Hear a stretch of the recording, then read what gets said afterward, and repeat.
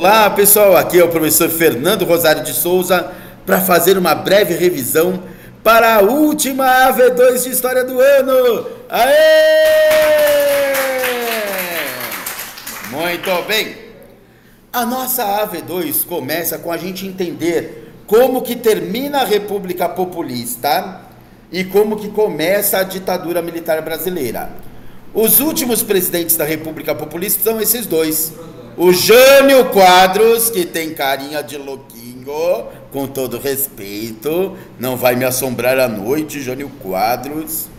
E o João Goulart, que o povo não conseguia falar João Goulart, e aí chamava Jango, virou o Jango. Muito bem. Você deve se lembrar que na época a eleição para presidente e para vice era separado. Muitas vezes votavam para presidente o menos ruim, aquele falou assim, não, meu voto vai para esse. E para o vice, não raras vezes, era o voto de protesto.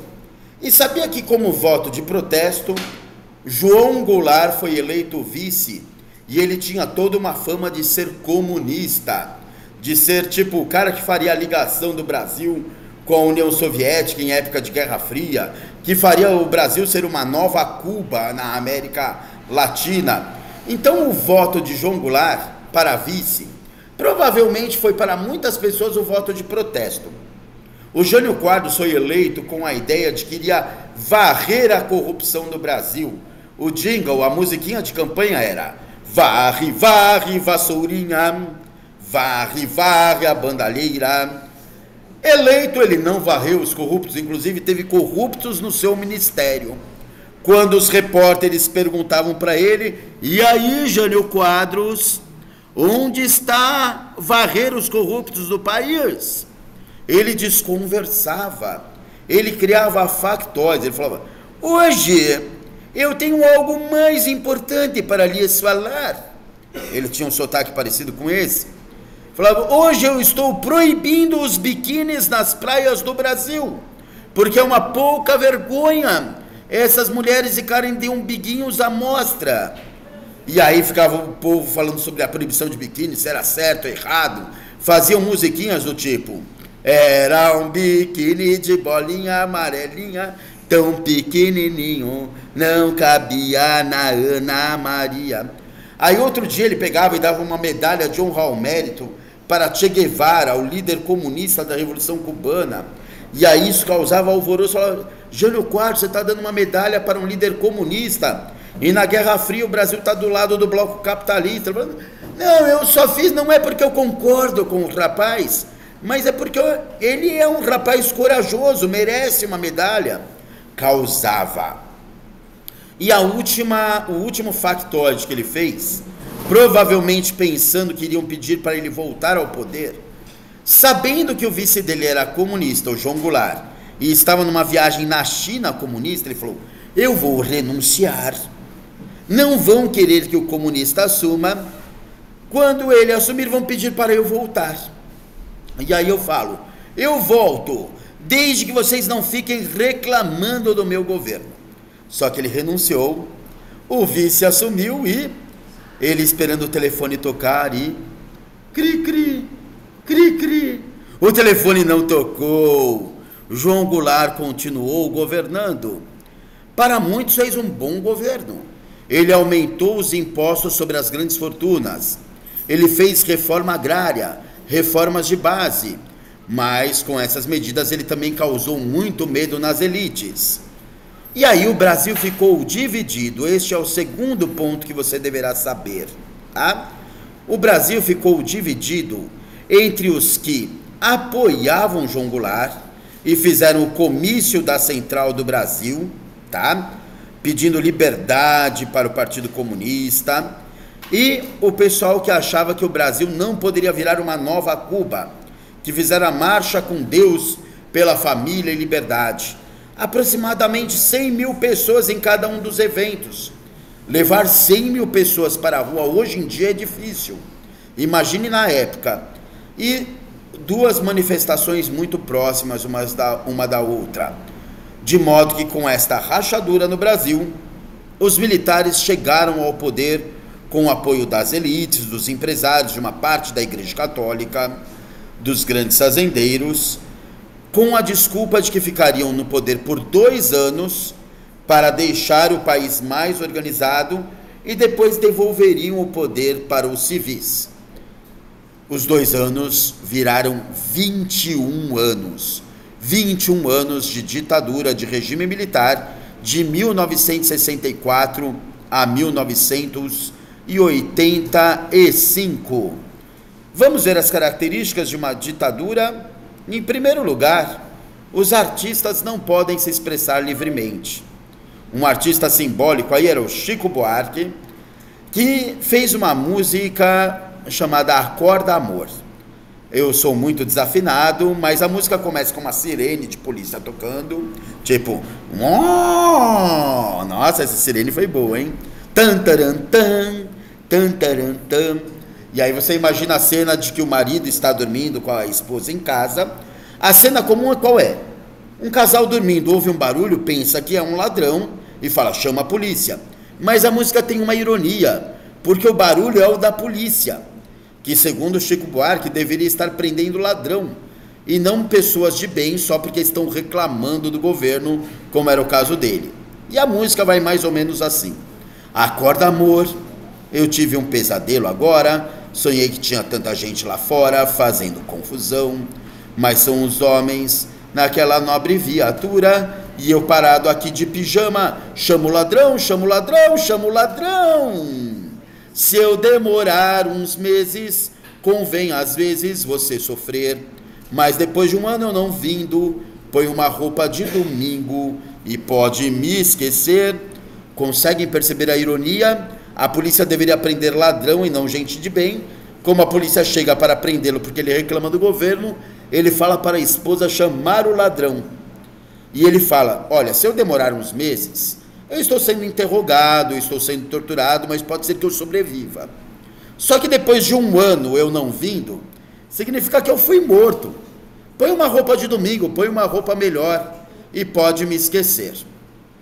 Entre outros motivos, por esta música, ele foi mandado para o exílio. Ele foi mandado para fora do país, até para preservar a sua própria vida.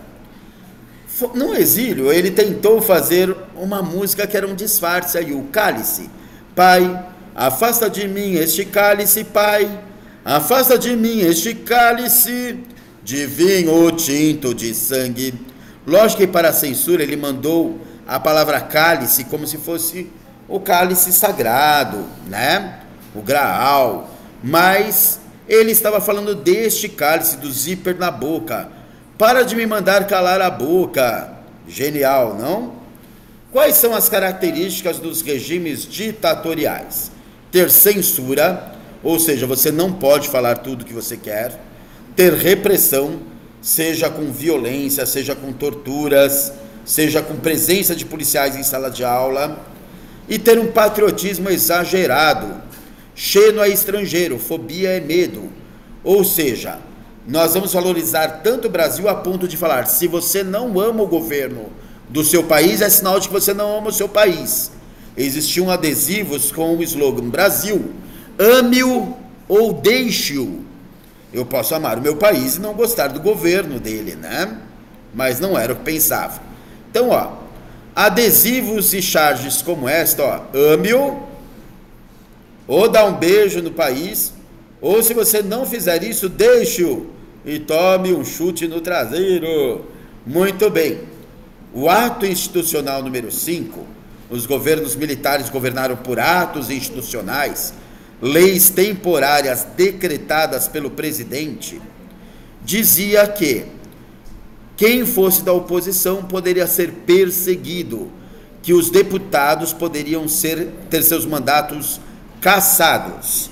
Para a gente encerrar, tem uma tabelinha que nós vamos preencher agora. Eu não vou dizer nem que ela pode estar na prova, eu vou dizer que ela está na prova, certo? Você saberia dizer uma característica do primeiro presidente do regime militar, o Castelo Branco?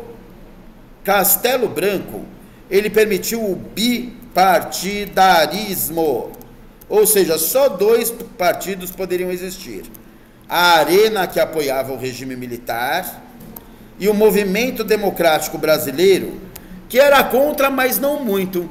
Sabia que na época existia uma expressão que dizia que a Arena era o partido do sim, e o MDB era o partido do sim, senhor, porque não podia reclamar muito. Se reclamasse, perderiam seus mandatos ou seriam torturados. E o Castelo Branco, apesar do nome dele ser Castelo Branco, ele fez uma espécie de lista negra de pessoas que eram consideradas os inimigos da pátria e que ou deveriam sair do país ou deveriam ficar em silêncio para não serem perseguidos. Depois do Castelo Branco, a gente tem um cara chamado Costa e Silva. O Costa e Silva é considerado um dos mais rigorosos quanto à repressão. Ele fez o ato institucional número 5, aquele que nós já falamos, que cassava os mandatos dos deputados que reclamassem do governo. Ele suspendeu o habeas corpus. Professor, eu não sei o que é habeas corpus. É o direito que qualquer pessoa tem de responder em liberdade enquanto está aguardando julgamento. Mas se o regime militar falasse que você era culpado de algo, você era culpado, você não teria como alegar a sua inocência. E ele também fez o fechamento do Congresso, ou seja, parou de ter deputados para votarem nas leis e era uma junta militar que faria as leis. O terceiro presidente aí do regime militar é um cara chamado Médici. Médici é considerado o pai do milagre econômico. O Brasil cresceu muito no governo Médici, mas cresceu com dívida externa, pedindo dinheiro emprestado dos Estados Unidos e ficando dependente da matriz de automóveis, por exemplo, e de combustíveis dos Estados Unidos. Lembra do JK? Todo mundo sabe que o melhor para o Brasil seria construir ferrovias e portos, pelo tamanho do Brasil, pela costa brasileira, mas como o Brasil pedia dinheiro emprestado para os Estados Unidos, e os Estados Unidos são bons, têm indústrias de automóveis e de combustíveis, o Brasil ficava condicionado a construir muitas estradas, inclusive a Transamazônica, que o pessoal diz que ligava nada a lugar nenhum. O Médici também é o presidente que aproveitou a conquista do tricampeonato mundial, a seleção brasileira ter ganho a Copa de 70, para usar isso como propaganda. Então ele era muito bom de propaganda. Os adesivos Brasil ame ou deixo são muito do governo dele. É da época dele uma musiquinha, quando o Brasil tinha 90 milhões de habitantes. São 90 milhões em ação, pra frente Brasil, salve a seleção. Muito bem, associar o êxito no futebol com o êxito do regime militar.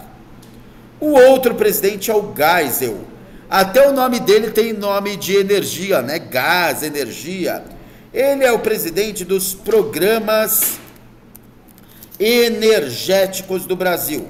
Como assim? Tomava Red Bull, professor? Não. Ele fazia o seguinte, ele fez o pró-álcool, ou seja, do Brasil deixar de ser totalmente dependente da matriz de petróleo. O mundo teve uma grande crise de petróleo em 1973. Ele começa a governar em 74.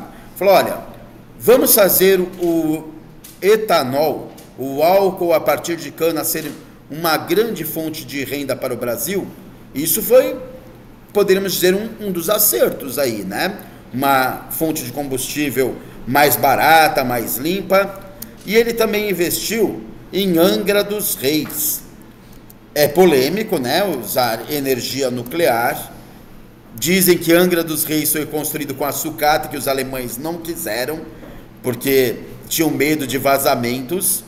Mas o Brasil começa a sua política de energia nuclear no Rio de Janeiro, Angra dos Reis, no governo Geisel. Por fim, o Figueiredo é o presidente da reabertura política.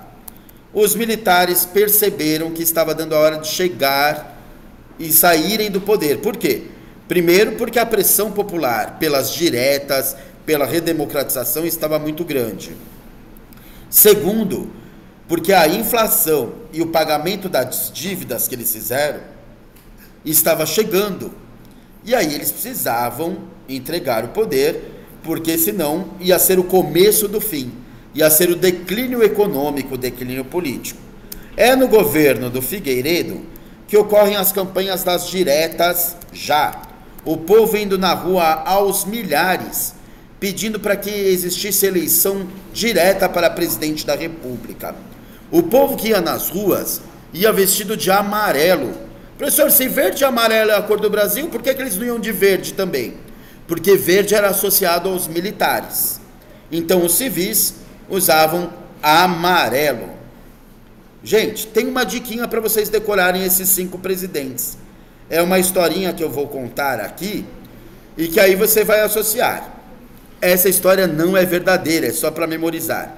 Imagina que eu fui na praia com meu primo e ele construiu um castelo branco, um castelo de areia branca, nas minhas costas. As minhas costas ficaram doendo muito. Eu precisei ir no médico. Aí sabe o que o médico fez? Enrolou uma gaze. Só que essa gaze ficou tão apertada que doeu o meu fígado. Ó, castelo nas costas, precisei ir no médico que enrolou a gaze e que apertou o fígado. Você lembra os 5 presidentes da ditadura militar com essa historinha. Pessoal, assista esse vídeo quantas vezes você precisar. Leia o capítulo no livro, olhe as suas anotações no caderno e eu tenho certeza que você irá muito bem na última V2 do ano. Aê, até a próxima, pessoal. Deixa eu ver onde eu paro aqui.